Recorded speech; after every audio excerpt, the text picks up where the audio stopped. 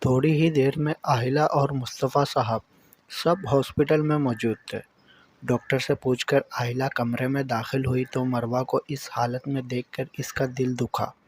اس نے ہمیشہ اسے اپنی بڑی بہن مانا تھا۔ آج اس حالت میں اسے دیکھ کر اس کے آنسو بہہ رہے تھے، اس کے لیے جس نے اسے برباد کرنے کے لیے خود کو ہی برباد کر لیا تھا۔ آہلہ کو دیکھ کر مروہ مسکرائی اور اسے پاس بلایا۔ آہلہ بھی بنا دیر کیے اس کے پاس گئی اور اس کے ہاتھ پر بوسہ دیا۔ اس کے بوسہ دینے پر وہ شدت سے رونے لگی۔ اسے اب اپنی غلطی کا احساس ہو رہا تھا۔ آپ مت روئیں، دیکھیے گا اللہ ان لوگوں کو سزا ضرور دے گا، آپ کی اس اذیت کا بدلہ ضرور لے گا۔ مروہ نے اپنے منہ سے ماسک اتارا۔ اللہ نے بدلہ ہی تو لیا ہے۔ اس نے سانس کھینچا۔ مجھے معاف کر دینا۔ اس نے ہاتھ جوڑے۔ آپ ایسا نہ کریں، میں تو کب کا آپ کو معاف کر دیا ہے۔ مجھے معاف کر دینا، میں بہت بری ہوں۔ سب کو کہنا کہ مجھے معاف کر دیں۔ مروہ نے اکڑتی سانسوں سے کہا اور پھر آنکھیں موند لیں۔ ہمیشہ کے لیے اس کی آنکھیں بے نور ہو گئیں، جسم بے جان ہو گیا۔ آہلہ کے ہاتھ میں موجود مروہ کا ہاتھ بے جان ہو کر بیڈ پر گر گیا تھا۔ آہلہ کی چیخ پورے ہاسپٹل میں گونجی تھی۔ وہ ہراساں سی اس کے بے حس و حرکت جسم کو دیکھ رہی تھی جو اس کی آنکھوں کے سامنے ساکت ہوا تھا۔ اس کی دل دہلانے والی چیخ پر سب دوڑے آئے تھے۔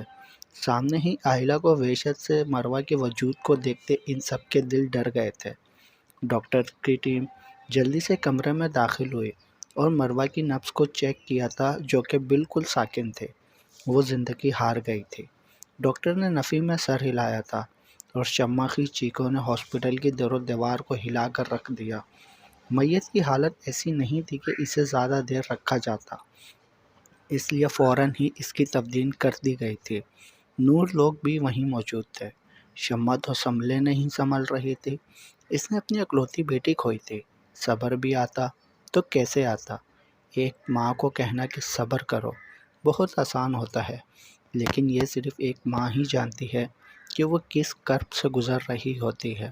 جس اولاد کو پیدا کرتے اس نے اتنی تکلیفیں اٹھائی ہوتی ہیں، اسی کو اپنی نظروں سے ہمیشہ کے لیے اوجھل کر دینا کس قدر تکلیف دہ عمل ہے، یہ کوئی ماں سے پوچھے۔ وہ لوگ تبدیل کر کے گھر واپس آئے۔ ابھی تھوڑی دیر ہوئی تھی کہ انہیں پولیس اسٹیشن سے کال آئی۔ بابا، انسپکٹر کی کال آئی تھی، وہ لوگ ان کا بیان ریکارڈ کرنے لگے ہیں اور انہوں نے آہلہ کو بھی بلایا ہے۔ آہلہ کو کیوں؟ یہ کہنے والا عاجل تھا۔ پتہ نہیں، اب یہ تو وہاں جا کر ہی پتہ چلے گا۔ ٹھیک ہے چلو۔ عاجل آہلہ کے کمرے میں داخل ہوا تھا۔ وہ ساکن سی بیٹھی اپنے ہاتھوں کو گھور رہی تھی۔ آہلہ، عاجل نے اسے پکارا لیکن اس نے کوئی رسپانس نہ دیا۔ وہ یوں ہی اپنے ہاتھوں کو گھورے جا رہے تھے۔ آہلہ، عاجل نے اس کے ساتھ بیٹھ کر اسے دوبارہ پکارا تو اس نے خالی نظروں سے اسے دیکھا۔ اس کی روئی روئی آنکھوں میں نمی دیکھ کر عاجل کا دل دھڑکا تھا۔ آہلہ نے لاشعوری طور پر عاجل کو گلے لگایا تھا اور رو پڑی تھی۔ عاجل دم بخود سا رہ گیا۔ اسے ایک سہارے کی ضرورت تھی جو کہ اسے عاجل کی صورت میں ملا تھا۔ آہلہ کے نرم لمس پر اس کا دل کسی اور لے پر دھڑکا تھا۔ اس کے لمس پر اس کے اندر تک سکون پیدا ہوا تھا۔ آہلہ کے رونے پر عاجل نے اس کے گرد بازو پھیلائے اور اس کا سر تھپ تھپایا۔ میں نے اسے جاتے دیکھا تھا۔ اس کا ہاتھ میرے ہاتھوں میں بے جان ہو کر گرا تھا۔ آہلہ نے روتے ہوئے کہا۔ اس کا وقت اتنا ہی تھا۔ وہ مجھ سے معافی مانگ رہی تھی۔ میں نے تو اسے کب کا معاف کر دیا تھا۔ میں نے سچ میں اسے معاف کر دیا تھا۔ آہلہ پوری شدت سے رو پڑی تو عاجل نے گرفت مضبوط کی۔ شیروز جو اسے بلانے آیا تھا ان دونوں کو اس حالت میں دیکھ کر اس نے آنکھوں میں آئی نمی کو صاف کیا اور دروازہ نوک کیا۔ عاجل جو اس کے لمس پر خود کے اندر سکون اترتا محسوس کر رہا تھا، ناگواریت سے دروازے کی طرف دیکھا اور شیروز کو دیکھ کر اس نے آہلہ پر پکڑ اور مضبوط کر لی۔ شیروز کو دیکھ کر ایک اندیکھی انسیکیورٹی اسے محسوس ہوئی تھی۔ آہلہ جو غم میں لاشعوری طور پر اس کے گلے لگ کر رو کر اپنا غم ہلکا کر رہی تھی، نوک کرنے پر اپنے حوائص میں آتی اپنے عمل پر شرمندہ سی پیچھے ہونے لگے کہ عاجل نے اس پر اپنی گرفت مضبوط کر لی۔ میں آہلہ کو بلانے آیا تھا، سب جا رہے ہیں پولیس اسٹیشن۔ اس کی ناگواریت پر شیروز نے آنے کی وجہ بتائی۔ اس ناگواریت پر وہ بھی اسے سنا سکتا تھا، لیکن موقع ہی کچھ ایسا تھا کہ اس نے خود کو قابو کیا۔ ٹھیک ہے، ہم آتے ہیں۔ کیا سب جا رہے ہیں؟ اس کے جانے کے بعد عاجل نے اسے آزاد کیا۔ نہیں، تو پھر مجھے کیوں بلا رہے ہیں؟ پتہ نہیں، یہ تو وہاں جا کر ہی پتہ چلے گا۔ آؤ چلتے ہیں۔ عائلہ نے اپنے آنسو صاف کیے اور کمرے سے باہر نکلنے لگی کہ عاجل نے اس کا بازو پکڑ کر باہر جانے سے روکا۔ کیا؟ پہلے کوئی چادر لو، پھر جانا۔ عائلہ نے سر ہلایا اور الماری سے چادر نکال کر اپنے اوپر اوڑھی۔ رکو، اب کیا ہے؟ اپنا چہرہ بھی ڈھانپو۔ کہنے کے ساتھ ہی اس نے آگے بڑھ کر اس کا چہرہ چادر سے ڈھانپا۔ عائلہ کو اس کا دماغ کھسکا ہوا لگا۔ اسے خود بھی نہیں پتا تھا کہ وہ ایسا کیوں کر رہا ہے۔ عاجل نے عائلہ کو شیروز والی گاڑی میں بھی نہیں بیٹھنے دیا تھا۔ اس کا ہاتھ پکڑ کر اس نے اسے اپنے گاڑی میں بٹھایا۔ سارے راستے وہ یہی سوچتے آئی تھی کہ اسے نہ جانے کیوں بلایا گیا تھا۔ وہ لوگ اس وقت کیبن میں بیٹھے ہوئے تھے۔ معذرت سر، میں جانتا ہوں کہ آپ کے گھر میں قیامت کا سا منظر ہوگا، لیکن ہماری بھی مجبوری تھی۔ ہمیں ان کا بیان ریکارڈ کرنا تھا۔ لیکن اس میں عائلہ کو بلانے کی کیا ضرورت تھی؟ ضرورت تھی، اسی لیے ہمیں بلانا پڑا۔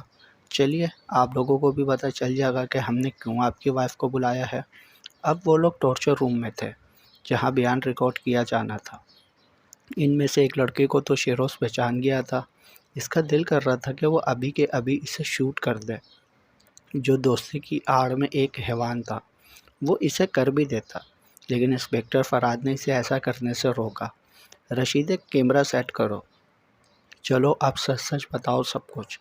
اس نے ان دونوں کو کہا جن کا مار کھا کھا کر برا حال تھا۔ مروہ میری دوست تھی۔ کل رات مجھے اس کی کال آئی تو اس نے مجھے ایک تصویر بھیجی اور کہا کہ مجھے اس لڑکی کو اغوا کرنا ہے اور پھر میں جو چاہے اس لڑکی کے ساتھ کروں، اپنے دوستوں کا اس سے دل بہلاؤں۔ وہ تصویر کس کی تھی؟ فرحاد نے پوچھا۔ اس نے عائلہ کی طرف اشارہ کیا۔ اپنی طرف اشارہ پا کر وہ ڈگمگائی۔ اس سے پہلے کہ وہ گرتی، عاجل نے اسے سنبھال لیا۔ عائلہ کی طرف اس کے اشارے پر سب نے فاق چہرے سے ایک دوسرے کو دیکھا۔ انہیں یقین نہیں ہو رہا تھا کہ یہ سب مروہ نے اس کے ساتھ کرنے کو کہا۔ یہ جان کر کہ وہ لڑکی عائلہ ہے، عاجل خون اشام نظروں سے اس لڑکے کی طرف بڑھا اور ایک زوردار مکہ اس کی ناک پر مارا کہ اس کی ناک سے خون بہنے لگا۔ فرحاد نے آگے بڑھ کر عاجل کو اس کی پہنچ سے دور کیا تو وہ عائلہ کو گھیرے میں لیے کھڑا ہو گیا۔ عائلہ کا وجود اس انکشاف پر زلزلوں کی زد میں تھا۔ فرحاد نے اسے آگے بولنے کا کہا۔ پھر میں نے پیسوں کا مطالبہ کیا تو وہ مان گئی۔ میں اس کے ساتھ وقت گزارنا چاہتا تھا، اس لیے میں نے اسے پیسے لے کر کلب میں آنے کو کہا۔ میں وہاں اپنے دوست کے ساتھ تھا۔ جب وہ پیسے لے کر آئی، سیفی نے میرے کہنے پر اس کی ڈرنک میں نشہ آور گولی ملا دی تھی، جس سے وہ اپنے حواس کھونے لگی۔ اس کے بعد ہم اسے لے کر فلیٹ کے اندر گئے اور اس کے ساتھ ابھی وہ کہتا کہ کب سے کھڑے شیروز کا پیمانہ لبریز ہوا۔ اس نے ایک کا گربان پکڑ کر اس کی ناک پر مکہ مارا تھا۔ پہلے مکے پر ہی اسے اب بھی درد ہو رہا تھا، اب اسے لگا اس کے ناک کی ہڈی ٹوٹ گئی ہو۔ پلیز مسٹر شیروز، آپ کنٹرول کریں خود پر۔ تو تم کل مسز عاجل کو کڈنیپ کر کے ان کے ساتھ زیادتی کرنے والے تھے؟ جی، اس نے ہکلا کر کہا۔ یہ تصور کر کے ہی کہ وہ کل بے لباس کی جاتی، اس کی عزت، اس کی نسوانیت کو روندا جاتا۔ عائلہ نے مضبوطی سے عاجل کا بازو پکڑا تھا۔ یہ کیسا آج بھاری دن تھا، ایک کے بعد ایک انکشاف۔ عاجل نے اس کے بازو پکڑنے پر اس کو اپنے بازو میں چھپانے کی کوشش کی تھی۔ وہ خود بھی تو اسے تکلیف دینا چاہتا تھا۔ اس نے اسے اس کے گھر والوں کی نظروں میں گرایا تھا، لیکن اب یہ سن کر کہ کل اس کی عزت کو تار تار کیا جاتا، اس کو اذیت سے دوچار کیا جاتا، اس نے عاجل کے دل کو مٹھی میں لے لیا تھا۔ اس کے پورے وجود میں آگ لگی تھی، جبکہ عائلہ اس کے سینے میں منہ دیے دبی دبی رو رہے تھے۔ کیا ثبوت ہے کہ یہ سچ کہہ رہا ہے؟ ہو سکتا ہے یہ جھوٹ بول رہا ہو، مصطفیٰ صاحب نے کہا۔ ساجد صاحب میں تو بولنے کی بھی سکت نہیں تھی۔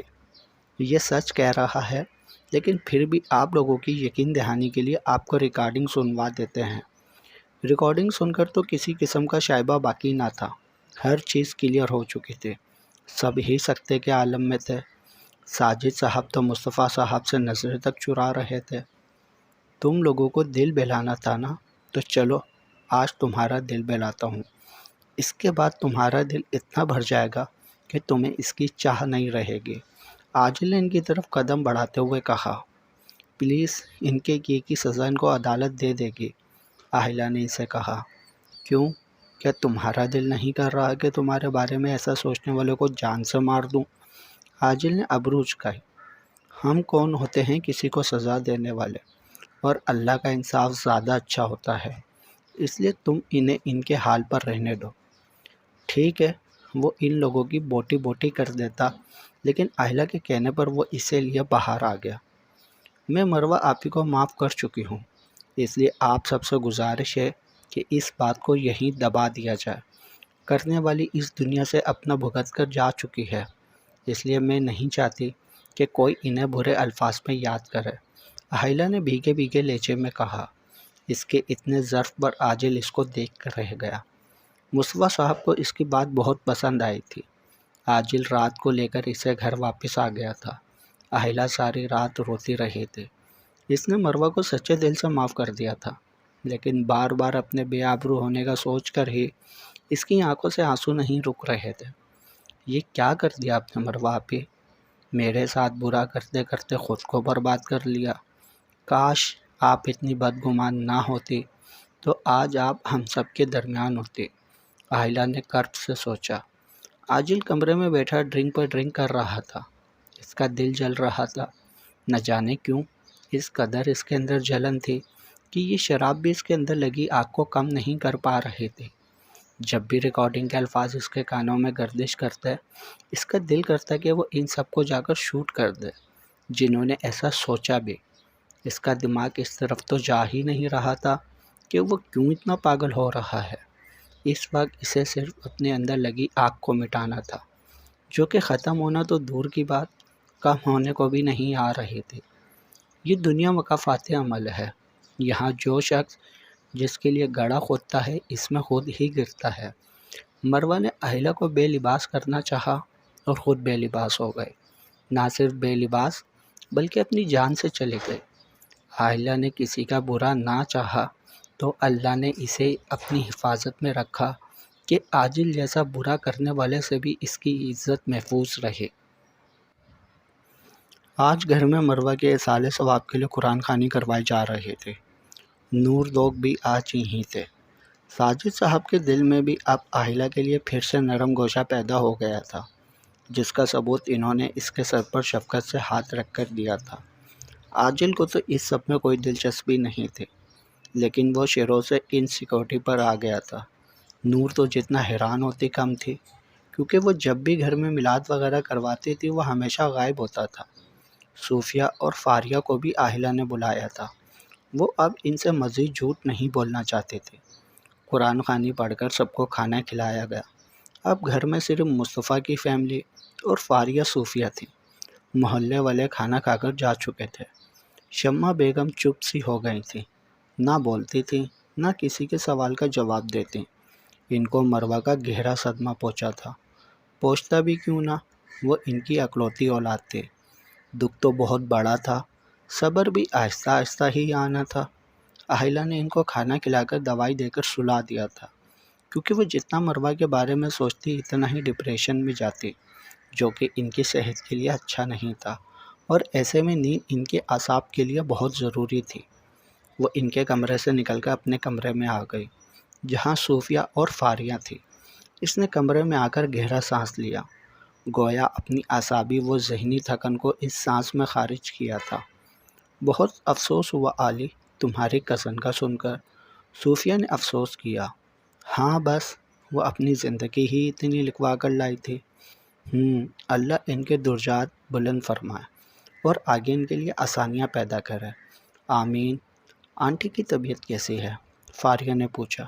بہتر نہیں ہے، چپ سی ہو گئی ہیں، اگر کوئی تعزیت کے لیے آتا ہے تو چپ کر کے اسے دیکھے جاتی ہیں۔ صدمہ بھی تو بہت بڑا ہے، اللہ انہیں صبر دے، آمین۔ مجھے تم لوگوں کو کچھ اور بھی بتانا ہے۔ اہلیہ نے اپنے دونوں ہاتھوں کی انگلیاں ایک دوسرے میں پھنساتے ہوئے کہا۔ ہاں کہو۔ اور پھر اس نے اپنے ساتھ ہونے والا ایک ایک واقعہ انہیں بتا دیا۔ او مائی گاڈ اولی، تمہارے ساتھ اتنا کچھ ہو گیا اور تم نے ہمیں بھنک بھی نہیں پڑنے دی۔ دونوں نے شوق و صدمے سے کہا۔ مجھے خود اس وقت سمجھ نہیں آ رہی تھی کہ میرے ساتھ ہو کیا رہا ہے۔ دیکھنے میں کتنا گڈ لکنگ لگتا ہے اور حرکتیں دیکھو شیطانوں والی، یہ بولنے والی فاریہ تھی۔ اور مجھے تو انکل پر افسوس ہو رہا ہے کہ انہوں نے بھی تمہارا یقین نہیں کیا۔ چلو انکل کو تو چھوڑو، شیروز بھائی نے بھی نہیں کیا، بہت غلط کیا انہوں نے۔ اس میں شیروز کی بھی کوئی غلطی نہیں ہے، اس وقت حالات ہی کچھ ایسے تھے کہ اس کی جگہ اگر میں ہوتی تو میرا ریئیکشن بھی یہی ہوتا۔ تم ابھی بھی اس کی سائڈ لے رہی ہو؟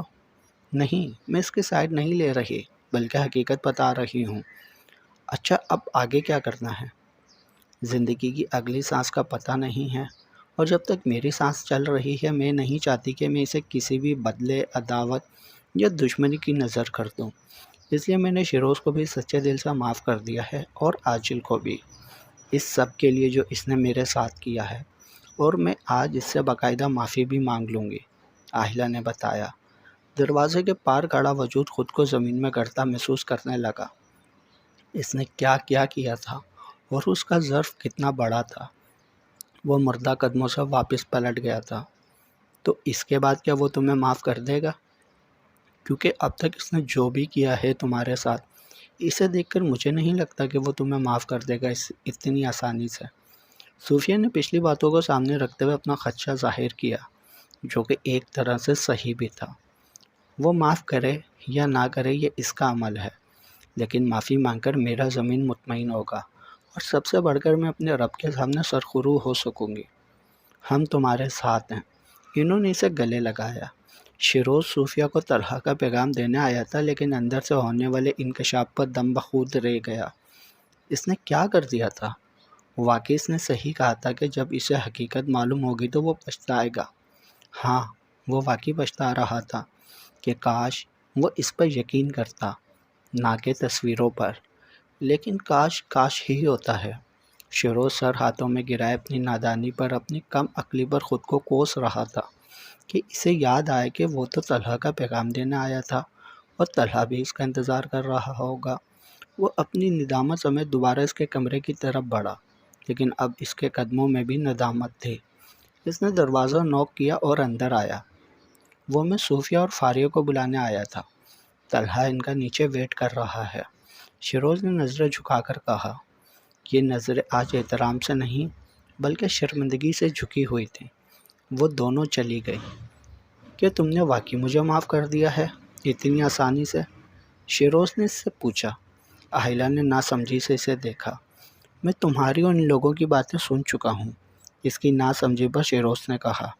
جی، میں نے آپ کو معاف کر دیا، اور ویسے بھی آپ کا جرم اتنا بڑا نہیں تھا کہ معاف نہ کیا جا سکتا۔ جب وہ رب اپنے بندوں کو معاف کر سکتا ہے تو پھر ہم انسان کیوں نہیں، جبکہ ہم تو اس کے ادنیٰ سے غلام ہیں۔ آہلہ نے ہلکا سا مسکرا کر کہا۔ تو کیا ہم پہلے جیسے نہیں ہو سکتے؟ اس کی مسکراہٹ پر شیروز نے حوصلہ کرتے کہا۔ کیا مطلب؟ مطلب یہ کہ اب جب کہ میں جان گیا ہوں کہ وہ سب جھوٹ تھا، تو ہم بابا کو یہ سب بتا کر تمہاری پوزیشن کلیئر کر دیتے ہیں، پھر تم اسی گھر میں رہنا۔ اور اس نے رک کر آہلہ کو دیکھا۔ اور یہ کہ میں اب بھی تم سے محبت کرتا ہوں اور تم سے شادی کرنا چاہتا ہوں۔ میں جانتا ہوں کہ میں نے بہت غلط کیا، لیکن میں ان سب کا ازالہ کرنا چاہتا ہوں۔ پلیز مجھے ایک موقع دو۔ آئی پرومس تمہیں شکایت کا موقع نہیں دوں گا، ساری عمر تمہیں خوش رکھوں گا، بس ایک دفعہ تم ہاں بول دو۔ شیروز ملتجی ہوا۔ اس کی بات پر آہلہ کی پیشانی پر بل پڑے۔ شیروز، میں نے آپ کو معاف ضرور کر دیا ہے، لیکن اس کا مطلب یہ ہرگز نہیں ہے کہ سب کچھ پہلے جیسا ہو سکتا ہے۔ نہیں، سب کچھ پہلے جیسا نہیں ہو سکتا، چاہ کر بھی نہیں ہو سکتا۔ آپ پر بھروسہ کر کے میں اس دن آپ کو رضامندی دینے والی تھی، لیکن آپ نے کیا کیا؟ آپ نے میرے بھروسے کو چکنا چور کر دیا۔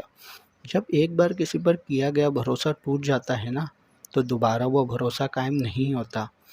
اور آپ نے کہا کہ آپ مجھ سے شادی کر کے ازالہ کرنا چاہتے ہیں، تو آپ کسی ایسی لڑکی کو اپنائیں جو آپ کا ساتھ پا کر مکمل محسوس کرے خود کو، جس کے لیے آپ کا ساتھ ہی سب کچھ ہو۔ اس کا بھروسہ مان جیتیے گا اور اسے کبھی مت توڑیے گا، تو میں سمجھوں گی کہ آپ نے ازالہ کر دیا۔ میں آپ کی کزن ہوں اور ہمیشہ رہوں گی۔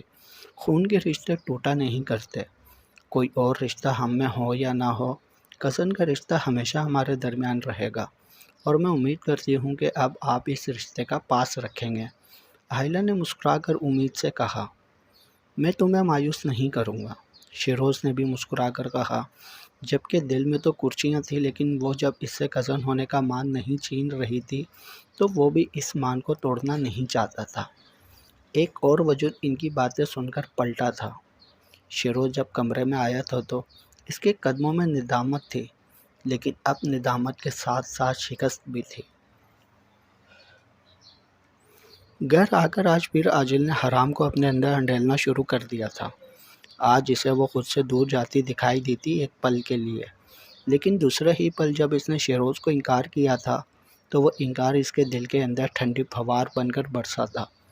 اس کے دل خوشی سے جھوم اٹھا تھا، لیکن دوسرے ہی پل یہ خوشی بھی مان پڑ گئی تھی، یہ سوچ کر کہ وہ اس کی بیوی نہیں ہے۔ جب سب کو اصلیت کا پتہ چلے گا تو وہ اسے یہاں سے لے جائیں گے، اس کی دسترس سے دور۔ یہ بات اس کی روح کو فنا کر رہی تھی۔ ابھی ابھی تو اس پر انکشاف ہوا تھا کہ وہ اسے بے پناہ محبت کرتا ہے، محبت نہیں بلکہ عشق کرتا ہے، اور وہ اس سے معافی مانگ کر جانے کا سوچ رہی تھی اس کی زندگی سے۔ عاجل نے پختہ عہد کر لیا تھا کہ وہ اسے خود سے دور جانے نہیں دے گا، کبھی بھی نہیں، اس کے لیے چاہے اسے زبردستی ہی کیوں نہ کرنی پڑے دوبارہ اس کے ساتھ، لیکن وہ اسے خود سے دور جانے نہیں دے گا۔ لیکن کیا محبت زور و زبردستی حاصل کی جا سکتی ہے؟ کیا کسی کے دل میں اپنے لیے محبت جیسا جذبہ پیدا کیا جا سکتا ہے؟ نہیں، ہرگز نہیں۔ زور و زبردستی سے کسی کو اپنا پابند تو کیا جا سکتا ہے، لیکن محبت نہیں کروائی جا سکتی۔ کسی کو اپنا عادی تو بنایا جا سکتا ہے، لیکن عادت تو مجبوری کا نام ہوتا ہے، جسے ہر حال میں پورا کرنا ہوتا ہے۔ عادت میں تو دل کو نہیں دیکھا جاتا، لیکن محبت کا تعلق تو سراسر دل سے ہوتا ہے۔ جاری ہے بقیہ اگلے پارٹ میں۔ تمام پارٹس پڑھنے کے لیے چینل کو سبسکرائب کریں۔ ناول اگر اچھا لگے تو ویڈیو کو لائک ضرور کریں۔ کمنٹس میں اپنی رائے بھی بتائیں، یہ ناول آپ کو کیسا لگ رہا ہے۔